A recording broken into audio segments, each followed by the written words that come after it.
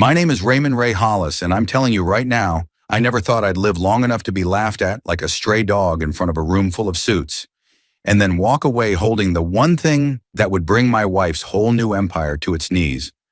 The marble hallway of the Peoria County Courthouse was cold enough to bite through my coat. The air smelled like wet wool and old paper. Somewhere behind me, a metal detector beeped, and a bailiff said, "Next," like he'd said it 1,000 times already this morning. I stood there with my hands in my pockets, feeling my own pulse in my fingertips. Across the hall, my wife's soon-to-be ex-wife, Diane Hollis, was trying to hold her face together. 48 years old, beautiful in that sharp, polished way. Hair pinned back like she was about to argue in front of the Supreme Court instead of a county hearing room in Peoria, Illinois. Her heels clicked against the floor, fast, nervous. She kept glancing down at the folder clutched to her chest like it might save her if she squeezed hard enough. When her eyes landed on me, her mouth opened just a little and she froze. Not because she missed me, because she knew why I was there. The woman sitting beside her, some younger attorney with a high ponytail and a lawyer's smile, leaned in to whisper something, but Diane didn't hear it. Her gaze stayed locked on mine, like I was a storm she'd pretended wasn't coming. A reporter stood near the wall with a notepad. Two local attorneys hovered like vultures who'd smelled blood. A woman I recognized from church tightened her scarf and stared at the floor. Then the door to hearing room B swung open, and the clerk called out in a flat voice, "Matter of Hollis and Hollis and related trust account inquiry." Trust account inquiry. Those words landed like a shovel of dirt on a coffin. Diane's lips turned pale. Her hand trembled as she shifted that folder. She looked back again right at me, and for the first time in years, I saw something raw in her eyes. Fear. Not the kind you can pose for on a stage. The kind that shows up when applause stops and the truth starts talking. And as she stepped forward, I remembered the exact moment she decided I was a joke. It wasn't here. It was the night she opened her law firm, her dream, and used me like a prop. That's the part you need to understand. Because I didn't come to that courthouse to scream. I didn't come to beg. I didn't come to win her back. I came because she handed me an envelope in front of everyone, smiled like a queen, and told me the first job of her brand new law firm was divorcing me. So I signed. And I left. And I let the paper do what paper does. The truth is that night started like any other Midwestern big deal event, overpriced appetizers, too much cologne, and people pretending they weren't checking each other's watches. It was late October, the kind of Illinois evening where the wind has teeth, but folks still refuse to wear gloves because winter hasn't officially arrived. I parked my Ford F-150 3 blocks away because Diane had insisted the riverfront lot would be for clients and press. Like we were celebrities. I stood in front of the event hall for a second, smoothing my suit coat the way my dad used to before church. Navy blazer, white shirt tie I'd owned since my niece's wedding. It still fit. I took care of my things. In my left hand was a small gift bag, nothing fancy. A leather portfolio, the kind you buy from a real store, not online. I thought she'd like it. Diane loved anything that looked expensive. "Proud of you," I'd planned to say. Something simple, something steady, because that's who I am. I'm 56 years old, born and raised outside Galesburg, spent 30 years in commercial lending and private financing. I'm not flashy, but I know numbers, I know contracts, and I know how to keep a roof over a family's head. And for 17 years, that family was Diane. I walked inside and the warmth hit my face, spiced candles, fried little bacon wrap things, and someone's perfume so strong it made my eyes sting. The room was full. Men in suits, women in dresses, laughter floating up toward the ceiling. At first I felt that swell of pride. Then I saw the pointing. It was subtle at first. A head tilt, a hand covering a mouth, a quick glance at me, and then away like I'd walked in with toilet paper stuck to my shoe. I stepped farther in scanning for Diane. And that's when I heard it. A man's voice, loud enough that he didn't care who heard, said, "Well, look at that. The loser husband is here." The word loser cracked through the room like a dropped plate. More laughter followed, tight, mean laughter. My chest went hot. My ears rang. I stood there holding that gift bag like an idiot watching people. I recognized people Diane had introduced me to as friends smirk like I was entertainment. Then Diane turned. She saw me and her smile widened like she'd been waiting for this moment. She walked straight toward me, heels clicking on the polished floor, and held out a thick white envelope. Ray, she said, sweet as iced tea. Let's be adults. I stared at the envelope. My name was typed on the front. What's this? I asked, even though my gut already knew. She leaned closer, just enough that only I could hear her, and she said, the first job of my firm is our divorce. I don't remember the drive home. I know that sounds strange, but it's the truth. I remember stopping at a red light on Adams Street. I remember the radio talking about corn prices and a high school football score. I remember my hands on the steering wheel, knuckles pale like they belonged to someone else. But I don't remember how I got there. What I remember is the sound my front door made when I closed it behind me. A soft, familiar click. The sound of a house that still thought it had a married man living inside it. I stood in the entryway for a long moment without turning on the lights. The house smelled like old wood coffee grounds and the lemon cleaner Diane used, even though it always made my eyes itch. My jacket slid off my shoulders and landed on the chair by the door. Same chair it had landed on for years. Nothing was broken, nothing was on fire. And yet everything felt unhooked. I went into the kitchen and poured myself a glass of water from the tap. The pipes groaned the way they always had, like an old man clearing his throat. I took a sip, then another. My hands were steady now, which surprised me. I sat at the table where we'd eaten dinner 1,000 times, me, at the end Diane across from me, talking about cases she hoped to get someday. Back when this law firm was just a dream and a stack of textbooks. That's when the memories started pushing in. Not the good ones, the practical ones.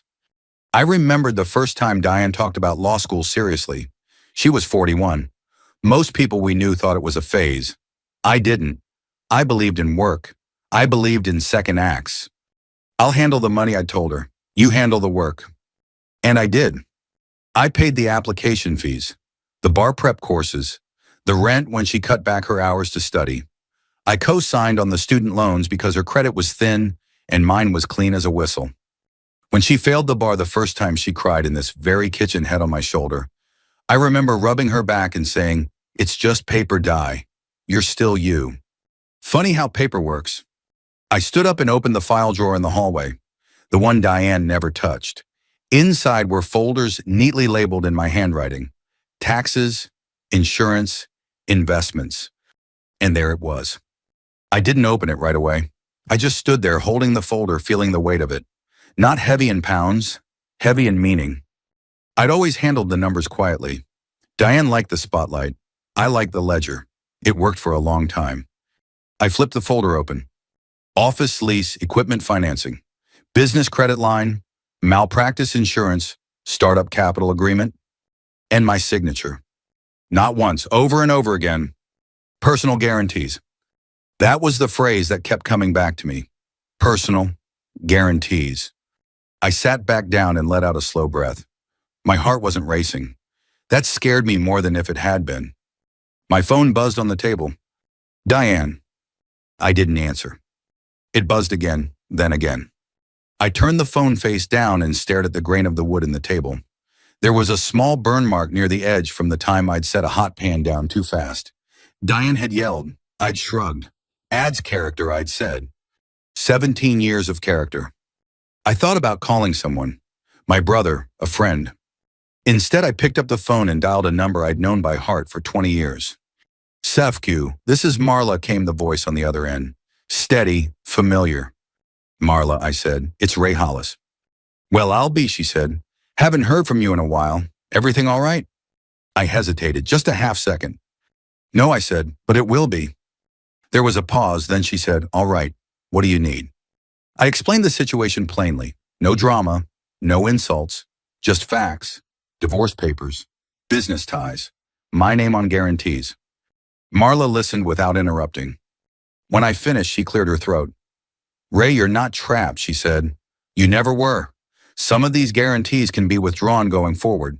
Others, well, those depend on timing and notice.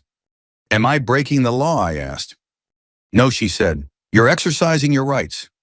That sentence settled something in my chest. We went through it line by line. What could be stopped? What had to be unwound carefully? What required written notice? When we hung up, it was nearly midnight. I leaned back in the chair and stared at the ceiling fan. It made a soft ticking sound as it slowed like a clock winding down. My phone buzzed again. This time it was a voicemail. Ray, Diane said, her voice light controlled. This doesn't have to be ugly. Just sign quietly. Don't embarrass me. We'll talk tomorrow. Don't embarrass me. I laughed then. Not loud, just a short breath that came out wrong. I went into the living room and sat in my old leather chair. The one Diane said we should replace because it looked dated. It creaked when I leaned back, warm and familiar. I looked around the room at the framed photos, the bookshelf, the lamp with the crooked shade. I realized something in that moment. She thought I would fight her with emotion. She had no idea I'd answer with paper. Morning came in thin and gray, like it wasn't sure it wanted to show up. I woke before the alarm, staring at the ceiling, listening to the furnace kick on and off. The house felt bigger without Diane's breathing beside me. Not lonelier, just hollow like an auditorium after everyone's gone home. I made coffee the old way. Scoop, pour, wait. The machine hissed and sputtered, filling the kitchen with that bitter, comforting smell. I stood there in my socks, watching steam curl up toward the cabinets we'd picked out together years ago. Diane had wanted white. I'd argued for wood. Wood lasts longer. I sat at the table with my mug and opened my laptop. This wasn't rage, it wasn't revenge, not the kind people imagine. It was inventory. I opened the folder labeled Hollis Legal again this time, with a pen beside me. I read slowly. Dates, clauses, notice periods. My own name jumped off the page in clean black ink, steady and deliberate, like the man who'd signed it. Personal guarantee equipment lease. Personal guarantee business line of credit. Personal guarantee copier and IT services. I exhaled and rolled my shoulders. All right, Ray, one thing at a time. The first call was to the leasing company. A polite young man answered chipper like he hadn't learned yet that business conversations could ruin someone's day.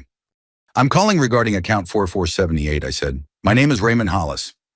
Click of keys. Yes, sir. How can I help you today? I'm withdrawing from any future personal guarantees associated with this lease, I said evenly. Per Section 9, subsection C. Written notice will follow. There was a pause, not long, just enough. Yes, sir, he said. I'll note that. I hung up and stared at the screen for a moment, waiting for something to hit me. Guilt, fear, relief. Nothing came. Next was the copier service, then the IT contract. Each call felt the same. Calm, professional. I wasn't yelling. I wasn't threatening. I was stepping back inch by inch, exactly the way the contracts allowed. The mouse clicked. An email confirmation popped up. Then another. Each one felt like a paper cut. Small, clean, precise. Around 10, my phone buzzed again. Diane. I let it ring. Then another call, then a text. Ray, what are you doing? I set the phone face down and took a sip of coffee that had gone cold. By noon, I'd sent formal notices where needed and scheduled follow-ups where things required time. Not everything could be undone in a day. That was fine. I wasn't in a hurry. I shut the laptop and rubbed my eyes. That's when the doubt crept in. I stood up and paced the living room, hands on my hips. The leather chair creaked behind me. Was I going too far? I thought about Diane at 41, sitting at this same table with a stack of law books, hair pulled back, eyes bright with hope. I thought about the way she'd squeezed my hand when she passed the bar the second time. I picked up my phone and scrolled to her name. Then I set it back down. This wasn't about punishing her. This was about stopping myself from being dragged into something I didn't agree to anymore. Around 1, I drove to the VFW. VFW Post 51 sat on a quiet corner, squat and unremarkable. American flag out front, flapping in the wind like it had somewhere to be. Inside, it smelled like bacon grease and old coffee. Familiar. Honest. Walt Mercer was already there, nursing his second cup and reading the paper like it was his job. Hell of a morning for it, he said without looking up. Morning for what, I asked, pulling out a chair. Whatever you're dealing with, he said, finally glancing up at me. You look like a man reorganizing his life. I snorted. That obvious. He shrugged. 17 years married, then suddenly you're here on a Tuesday. I told him, not everything, just enough. He listened, nodding slowly, jaw tight. She did that in public, he said when I finished. I nodded. Walt took a long sip of coffee. That's not business, that's theater. I'm not trying to burn her down, I said. Good, he said. Because that's how villains talk. You're not burning anything. You're stepping out of the blast radius. I stared into my cup. People are going to think I'm the bad guy. They already do, Walt said. Might as well be a bad guy who sleeps at night. We sat in silence for a minute. Somewhere in the back, someone laughed at a TV. As I stood to leave, I heard two men at the next table talking low. She told them bonuses by Christmas, one said. Second office by spring, the other replied.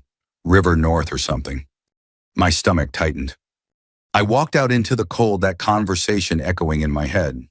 Bonuses, expansion, promises? Back in my truck, my phone buzzed again. Voicemail.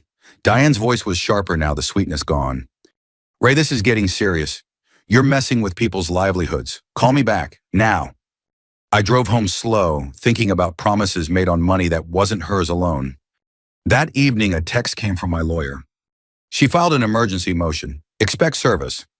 I set the phone down on the counter and leaned back against it, staring out the window at the bare trees. So that was it. She wasn't going to talk. She was going to push. And for the first time since that night at the party, my hands started to shake. The knock came just after dark. Not a polite tap, not a neighborly rap, a sharp, impatient knock that rattled the glass like it expected obedience. I was standing at the sink, rinsing out my coffee mug when it happened. Outside, the wind howled down the street, dragging dead leaves across the pavement. The porch light flickered once, twice. I knew who it was before I opened the door. Diane stood there in a coat too thin for October, hair pulled back. Tight cheeks flushed from the cold, and something else, anger, maybe fear. Her heels clicked on the concrete like punctuation marks. Can I come in, she asked. It wasn't really a question. I stepped aside. You're already here. She brushed past me, bringing a gust of cold air and expensive perfume into the house. She looked around like she was inspecting a stranger's living room, not the place she'd slept in for years. You're freezing my accounts, she said, turning on me. Do you have any idea what you're doing? I'm unfreezing myself, I said. There's a difference. She laughed, sharp and short. Don't play dumb, Ray. You're pulling guarantees. You're canceling payments. You're trying to ruin me. I closed the door and leaned against it. The house creaked softly, settling. You handed me divorce papers in front of a room full of people, I said. You called it professional. That was business, she snapped. So is this. Her eyes narrowed. You don't get to decide what's business. You've always hidden behind numbers because you're afraid of the real world. I felt that one land, not hard but deep. I spent 30 years in the real world, I said quietly. Keeping lights on, keeping promises. She stepped closer, lowering her voice. You think the judge is going to like this? You think the court won't see what you're doing? I can make this very uncomfortable for you. There it was. The threat dressed up as concern. I met her gaze. You wanted professional, I said. This is me treating you like any other partner who changed the terms without warning. She scoffed. Don't pretend this is clean. People are already talking. I know, I said. That gave her pause. They think you controlled everything, she went on. They think I was trapped. I gestured around the room. Does this look like control? She opened her mouth, then closed it again. For a moment, neither of us spoke. The wind rattled the windows. Somewhere down the street, a car door slammed. You're going to cost me my firm, she said finally, her voice cracking just a little. I felt something twist in my chest, not regret, recognition. I didn't build your firm, I said. I supported it. There's a difference. Her eyes flashed. You always have to be right. No, I said. I just read the fine print. She stood there breathing hard, then turned and stormed toward the door. Enjoy your little victory, she said over her shoulder. This isn't over. When she left, the house felt colder. The next few days blurred together. Friends stopped calling. A couple we used to have dinner with canceled for now. A man I'd known from church nodded at me and then looked away. I ate alone. I slept in the middle of the bed. I started leaving the TV on at night just to hear another voice in the room. Then the call came. Mr. Hollis, a man said. This is Hank Rourke. I knew the name. Local contractor, solid reputation. I hired your wife's firm, he said. I hope that's all right. It's fine, I said. What's going on? There was a long pause. Something doesn't feel right, he said. About the billing. About where my retainer went. My stomach tightened. I don't want trouble, he said quickly. But I don't want to be the next guy who gets hurt either. Send me what you have, I said. That night I opened his email. Invoices, dates, one line stopped me cold. Trust account transfer pending. I leaned back in my chair and closed my eyes. This wasn't about me anymore. It never had been. I didn't sleep much that night. That old leather chair creaked every time I shifted, and the house made its usual sounds, pipes ticking the furnace, sighing, but none of it settled me. Hank Rourke's email sat open on my laptop, glowing like an accusation I hadn't asked for. Trust account transfer pending. I wasn't a lawyer. I didn't need to be one to know what that meant. Client money wasn't supposed to wander. It was supposed to sit still, quiet, accounted for. I poured myself another cup of coffee at 2 a.m. and read the invoices again. Dates lined up in a way that made my jaw tighten. A retainer paid, a promise made, a transfer marked temporary. Temporary had a funny way of becoming permanent when no one was watching. By dawn, the decision wasn't dramatic. It wasn't brave. It was inevitable. I showered, shaved, and put on a clean shirt like I was going to work. Old habit. The mirror showed a man who looked tired but clear-eyed. That was new. I sat at the kitchen table and opened a browser tab. Illinois Attorney Registration and Disciplinary Commission. Plain website. No drama, just instructions. I hesitated with my finger over the mouse. This wasn't pulling a guarantee. This wasn't canceling a payment. This was something that could end a career. I thought about Diane at 41, shaking in this kitchen after failing the bar. I thought about her smile when she finally passed. I thought about the applause at her opening night, how loud it had been when I walked out. Then I thought about Hank, about whoever came after him. I clicked. I didn't write an essay. I didn't write accusations. I attached documents. I listed dates. I typed one sentence. These materials are submitted for review. Please verify independently. I hit send. The room felt quieter afterward. Later that morning, I drove to the church. Not because I'm especially holy, because the basement was always empty on weekdays and I needed somewhere to sit that wasn't my house. The fluorescent lights hummed softly. Folding chairs lined the wall. A coffee urn sat cold on a table with a handwritten sign that said, "Help yourself." I sat alone and stared at my hands. I didn't set out to hurt her. I said to no one in particular. I just stopped helping. Saying it out loud didn't make it easier. It made it truer. A week later, Diane announced a free legal seminar. Community outreach. Image repair. I saw the flyer taped up at the grocery store and again on the church bulletin board. Protecting your business. What you need to know. Her picture was on it. Confident, smiling. The same smile she'd worn when she handed me that envelope. I didn't plan to go. I showed up anyway. The church hall was full local shop owners, a few retirees, some curious faces. Diane stood near the podium, flipping through her notes.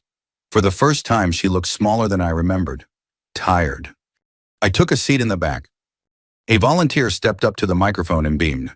Before we begin, I just want to thank everyone who made tonight possible, especially Diane's husband, Ray, her biggest supporter. Without him, none of this would be possible.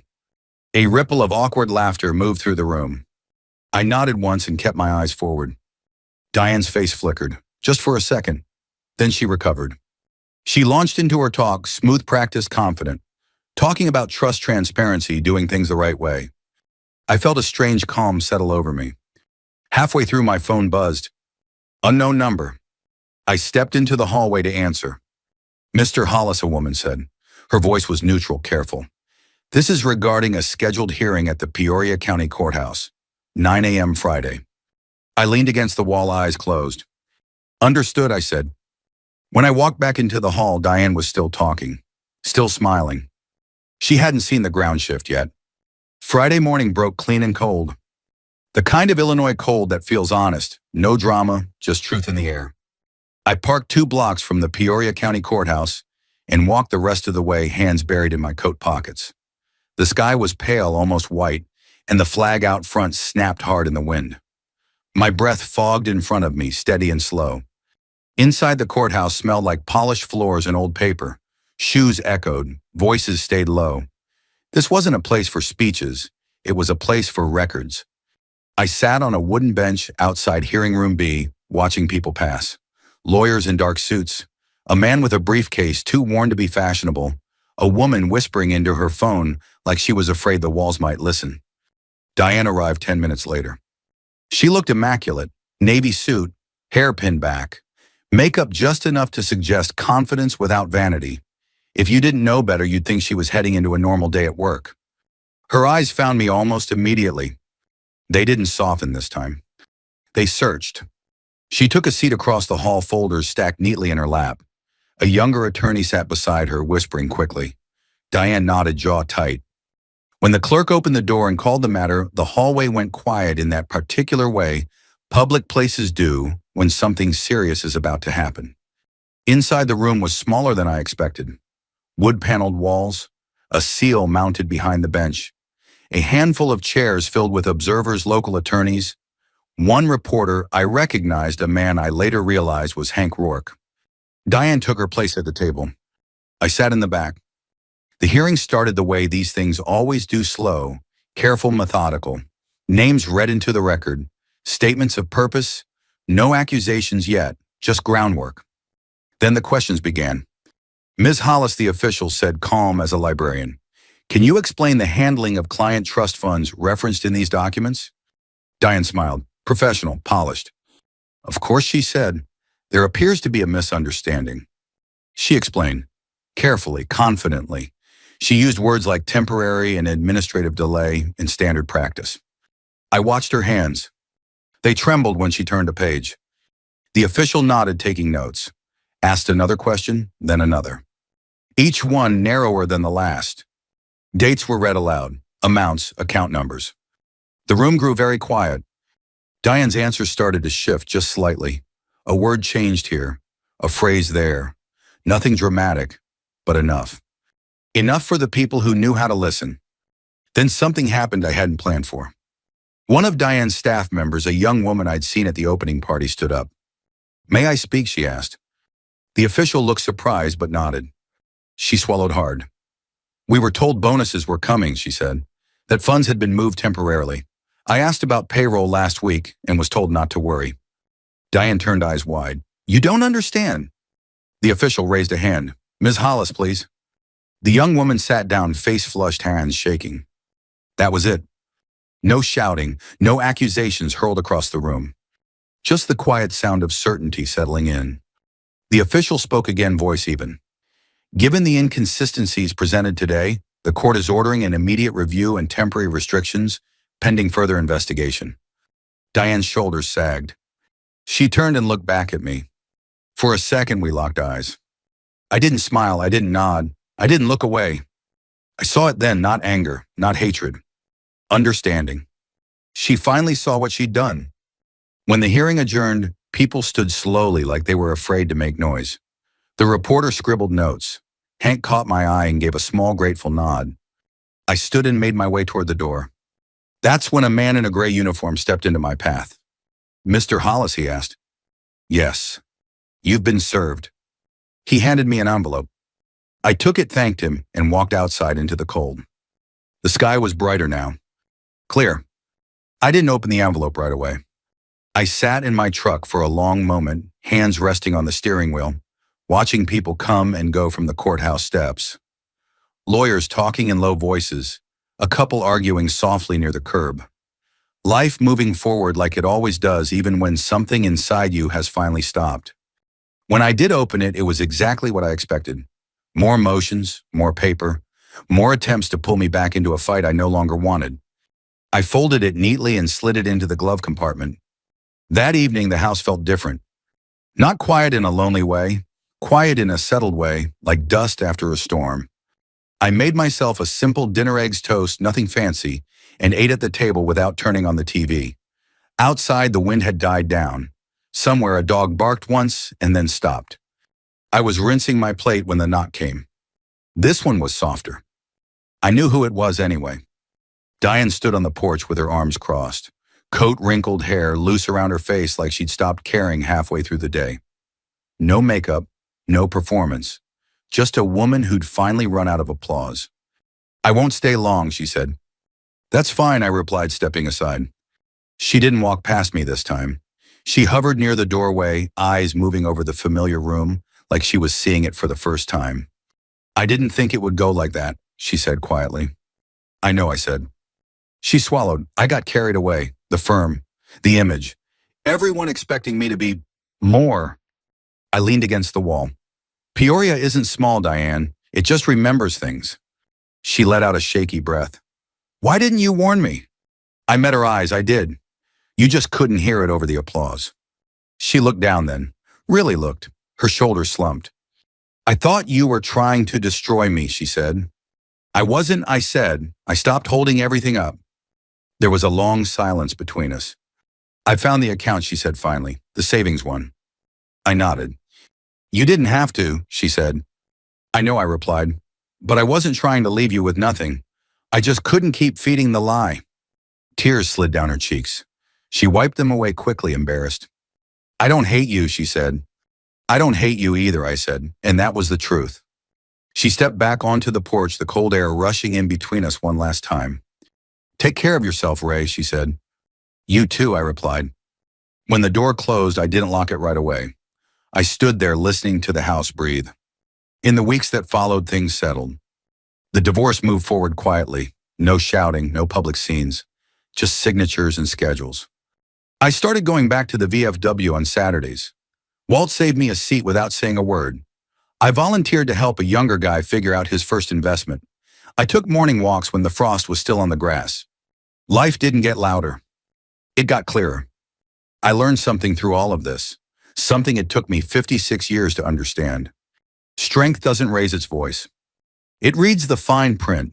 It knows when to step back, and it trusts that the truth given time will always show up exactly where it's needed. If any part of this story felt familiar, if you've ever been underestimated, dismissed, or laughed at, remember this dignity doesn't need revenge. It needs patience. And if this story gave you something to think about, share it with someone who might need that reminder.